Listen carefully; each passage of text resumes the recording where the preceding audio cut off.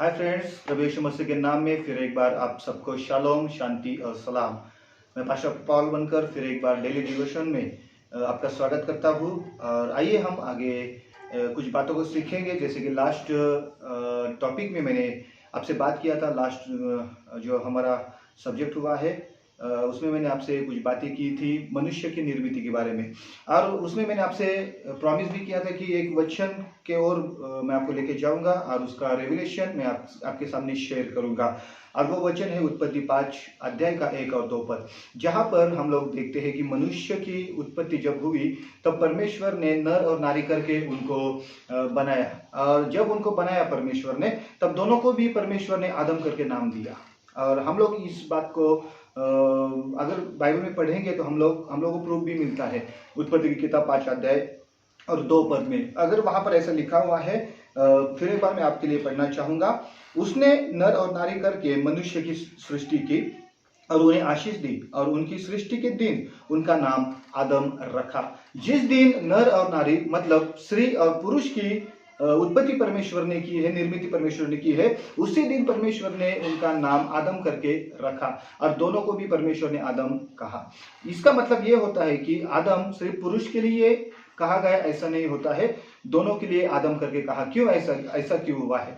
और मैंने आपसे कहा था इसका एक रेवलेशन मैं आपके सामने खोलना चाहूंगा। इसका एक जो गुज है वो आपके सामने मैं रखना चाहूंगा। तो आइए प्रियो, हम उसके ओर थोड़ा ध्यान लगाएंगे।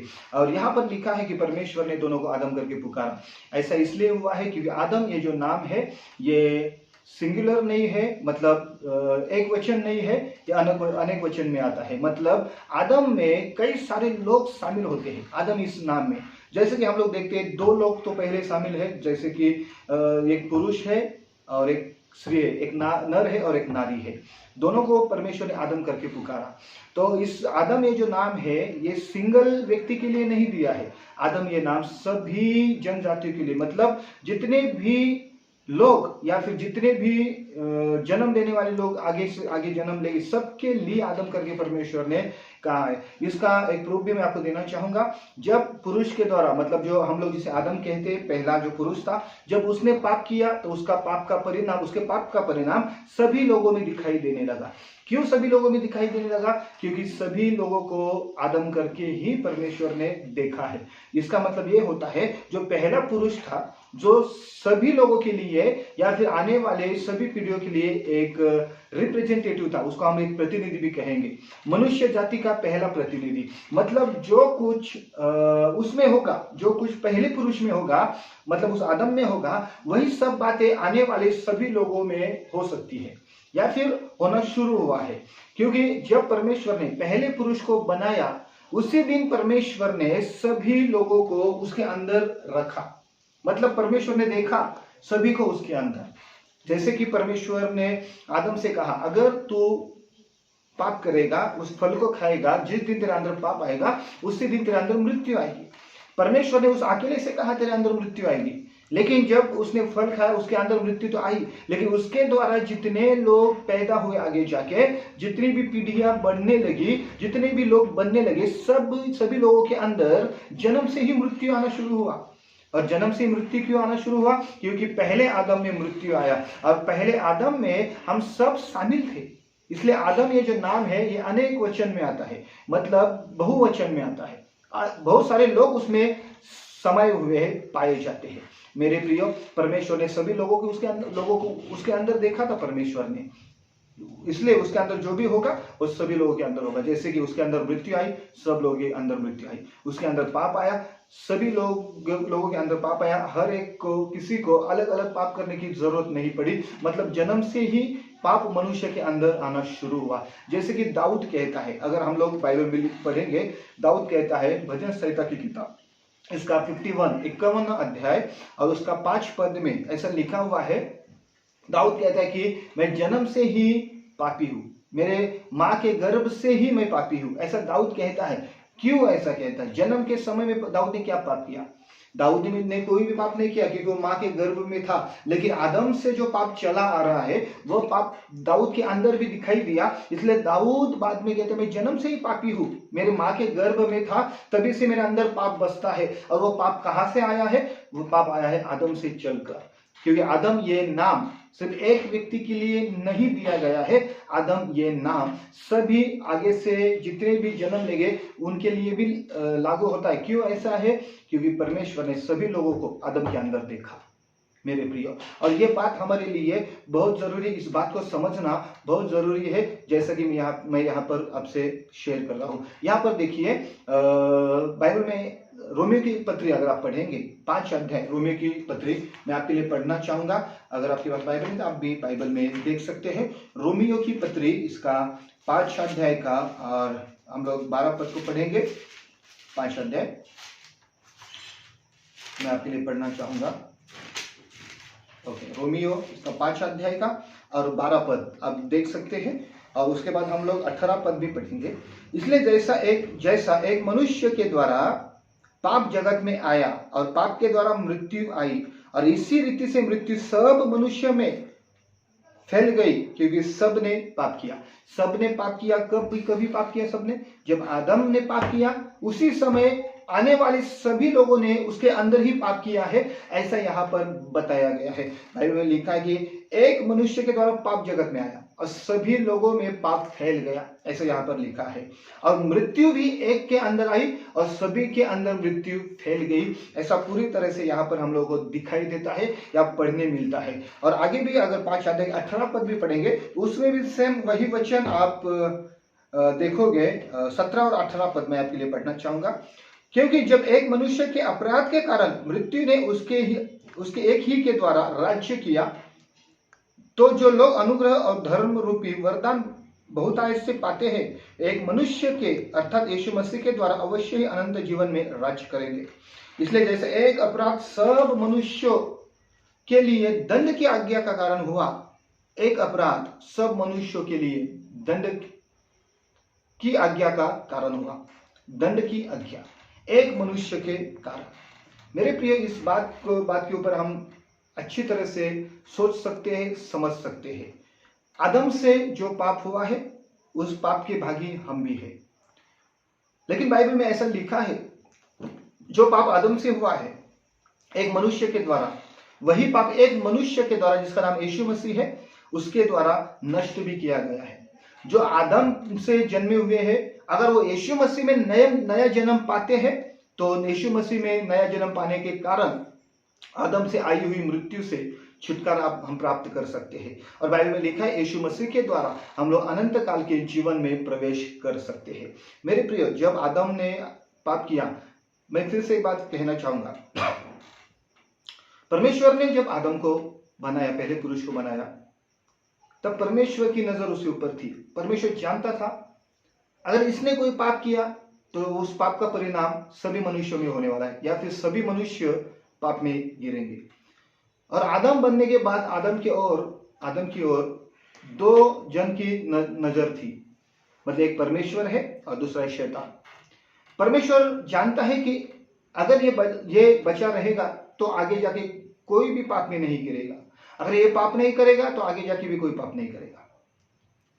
शैतान ये जानता है अगर ये पाप करेगा तो पूरी मनुष्य जात मेरे हाथ में आ सकती है। इसलिए शैतान ज्यादा से ज्यादा प्रयास ये कर रहा था कि आदम के द्वारा कुछ ना कुछ गलत हो, और वो हुआ। हम लोग जानते हैं वो हुआ।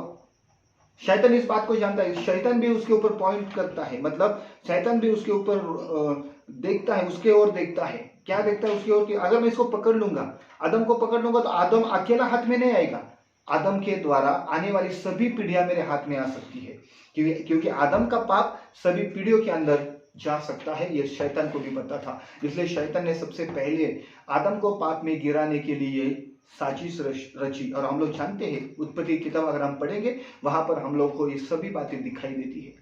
मेरे प्रियो, उसने साजिश की और उसने आदम को पकड़ लिया, और आदम जब उसके हाथ में आया था, उसके बाद सभी मनुष्य उसके हाथ में आना शुरू हुआ। मेरे प्रियो, हम लोग इस बात की ओर ध्यान लगाए। मैं फिर से कहना चाहता हूं, हम उस आदम से पैदा हुए हैं। आदम की सभी बातें हमारे अंदर आती है जन्म से, लेकिन जब हम लोग यीशु मसीह को ग्रहण करते हैं, तब आदम से आई हुई हर एक बात से हम छुटकारा पाते हैं। जैसे कि आदम से आया हुआ पाप, उससे हम छुटकारा पाते हैं। हम आदम से आई हुई मृत्यु से छुटकारा पाते हैं। हम आदम से आया हुआ सभी दंड से छुटकारा पाते हैं। आदम से आया हुआ सभी न्याय से हम छुटकारा पाते हैं। लेकिन यीशु मसीह में हम लोग अनुग्रह और यीशु मसीह हम लोग स्वर्ग के राज्य और अनंत काल का जीवन पाते हैं। ये बात हमारे लिए बहुत ही जरूरी है। हम यीशु मसीह पर विश्वास इसी कारण करते हैं जो आदम से आया हुआ पाप हमारे अंदर से नष्ट हो जाए, और हम इस बात पर भी विश्वास करते हैं कि यीशु मसीह ने वो किया है। जो कोई यीशु मसीह पर विश्वास करेगा वह अनंत काल का जीवन प्राप्त करेगा, ऐसा लिखा है। इसलिए दूसरा कुरिन्थियों की पत्री 2 कुरिन्थियों में हम पढ़ते 5 अध्याय में 17 पद में, जो यीशु मसीह में है वो नई सृष्टि है। यीशु मसीह में जो है नई सृष्टि है। नई सृष्टि का मतलब क्या होता है? पुरानी भी सृष्टि है जो आदम से बनी हुई है, लेकिन एक नई सृष्टि है जो यीशु मसीह के द्वारा बनाई गई है। उसके लिए कोई अलग पृथ्वी बनाने की जरूरत नहीं पड़ी, उसके लिए कोई अलग मनुष्य बनाने की जरूरत नहीं पड़ी। पृथ्वी वही है, आकाश वही है, मनुष्य भी वही है, लेकिन इतना ही है कि यीशु मसीह के द्वारा आदम से जो बातें हमारे अंदर आई है ना, तो यीशु मसीह के द्वारा वो हमारे अंदर आई हुई हर आदम से आई हुई हर एक बात को नष्ट किया जाता है, और हम लोग यीशु मसीह में पूरी तरह से नए कहलाते हैं मेरे प्रियो। इसलिए कहा है जो यीशु मसीह में नई सृष्टि के समान है। और मैं आपसे कहना चाहूंगा, अगर आप लोग यीशु मसीह पर विश्वास करते हो तो आप नई सृष्टि हो। आदम से चली आई है हर एक बात से आप छुटकारा पाते हो, हर पुरानी बात से आप छुटकारा पाते हो। पुरानी बातें खत्म की जाती है आपके अंदर अगर हम यीशु मसीह पर विश्वास करते हैं। और मैं ये बात जानता हूं कि यीशु मसीह ही है जो हमें हर बुराई से छुड़ा सकता है और स्वर्ग का राज्य अनंत काल का जीवन दे सकता है। बाइबल लिखा है यीशु मसीह है जो पाप की क्षमा हमें दिला सकता है। उसके पास पाप की क्षमा करने का अधिकार है। अगर आप मत्ती रचित सुसमाचार 9 अध्याय का 6 पद पढ़ोगे, उसमें लिखा हुआ है यीशु मसीह ही है जो इस पृथ्वी के ऊपर पाप की क्षमा कर सकता है। उसके पास वो अधिकार है। तो आइए मेरे प्रियो, हम यीशु मसीह पर विश्वास करें। आदम में सभी मनुष्य बसते हैं, इसीलिए आदम से आया हुआ पाप सब मनुष्य में दिखाई देता है। लेकिन यीशु मसीह में भी सभी मनुष्य परमेश्वर ने डाले हुए हैं, जो आने वाले दिनों में यीशु मसीह पर विश्वास करके वो अपने आप में छुटकारा प्राप्त कर सकते हैं। जैसे कि आदम पहला प्रतिनिधि है मनुष्य के लिए, वैसे यीशु मसीह आखिरी प्रतिनिधि है। मतलब यीशु मसीह में जो भी होगा वो सभी मनुष्य के लिए किया जाएगा। जैसे कि यीशु मसीह धर्मी ठहराया गया, इसलिए यीशु मसीह पर विश्वास करने वाला हर कोई धर्मी ठहराया जाएगा। जैसे यीशु मसीह मरा, वैसे ही यीशु मसीह पर विश्वास करने वाले लोग भी उसमें मर गए पाप के लिए। जैसा यीशु मसीह जीवित हुआ, वैसे ही यीशु मसीह पर विश्वास करने वाले हर कोई जीवित किए जाएंगे। मतलब यीशु मसीह एक प्रतिनिधि है, और वो प्रतिनिधि होने के कारण उसमें जो भी बातें होगी वो सभी बातें हमारे अंदर होगी। और इस बात पर विश्वास करिए, यीशु मसीह में होने वाली हर एक बात हमारे अंदर होने वाली है। जैसे कि अभी हम लोग अगर मरेंगे भी तो फिर से हम जीवित होंगे। बाइबल लिखा है रिजरेक्शन होगा हमारा। क्यों हम लोग जीवित होंगे? क्यों हमारा पुनरुत्थान होगा? इसका कारण है कि यीशु मसीह का पुनरुत्थान हुआ था, और यीशु मसीह पर विश्वास करने वाला हर कोई जीवित किया जाएगा। इसीलिए लिखा है, अगर पहला थिस्सलुनीकी की पत्री आप पढ़ोगे, वहां पे 4 अध्याय और 17 पद में ऐसा लिखा है, जब 16 और 17 पद में, जब यीशु मसीह आएगा तब सबसे पहले जो उसमें मरे हुए, मसीह में मरे हुए लोग हैं ना, वो जीवित किए जाएंगे। क्यों मसीह में मरे हुए लोग? क्योंकि मसीह मरों में से जीवित किया गया है, इसलिए मसीह में मरने वाले लोग भी जीवित किए जाएंगे। क्योंकि यीशु मसीह में जो बातें होंगी वही बातें हमारे अंदर होना तय है मेरे प्रियो, और इस बात के ऊपर आप विश्वास रखिए। चलिए इस बार आज के दिन के लिए इतना ही मैं आपके लिए देना चाहूंगा, और कल के वीडियो के लिए आप वेट कर सकते हैं। अगर आप मेरा वीडियो देख रहे हो तो मैं आपसे विनती करता हूँ, ये वीडियो आप शेयर करिए, लाइक करिए और सब्सक्राइब जरूर कीजिए, क्योंकि डेली डिवोशन आपके पास पहुंचेगा।